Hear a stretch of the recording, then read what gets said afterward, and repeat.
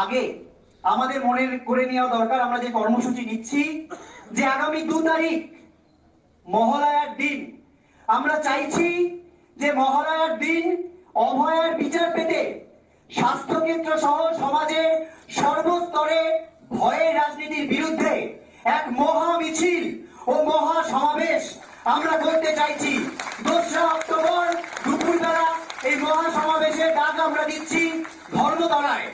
আমরা ধর্মতলায় এক মহা সমাবেশের ডাক দিচ্ছি এবং তার আগে এক মহা মিছিল করে আমরা সেই মহা সমাবেশে যাব এবং এখানে উপস্থিত প্রত্যেকটি সংগঠন, প্রত্যেকটি কালেকটিভ, প্রত্যেকটি গণতন্ত্র প্রেমী শুভবুদ্ধি সম্পন্ন মানুষকে আমরা বলবো যে তাদের এটার আয়োজক শুধু আমরা WBJDF হতে চাই না, শুধু West Bengal junior doctors front শুধু আয়োজক এটা আমরা চাই না। আমরা চাই প্রত্যেকে এটা সহ আয়োজক হন এবং এই যে মিছিল এবং এই সমাবেশকে সফল করুন এবং অভয়ার ন্যায় বিচারের দাবিতে আমরা যে উৎসবের মধ্যেও তাকে ভুলছি না এবং প্রত্যেকটি জায়গায় এই আমাদের কণ্ঠস্বর, প্রতিবাদী কণ্ঠস্বরকে যে সজাগ রাখতে চাইছি, সেই বার্তাটা যাতে সমাজের প্রত্যেকটা স্তরে পৌঁছে যায় সেজন্য প্রত্যেককে আমরা আবেদন করছি 2রা অক্টোবর মহালয়ার দিন এক মহা মিছিল ও মহা সমাবেশ দুপুর 1টা থেকে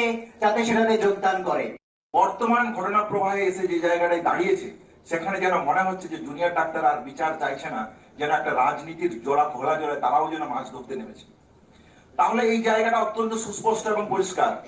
অভয়ার বিচারের দাবি ছাড়া জুনিয়র ডাক্তারদের কাছে চাওয়া পাওয়ার জায়গা আর অন্য কিছুই নয়।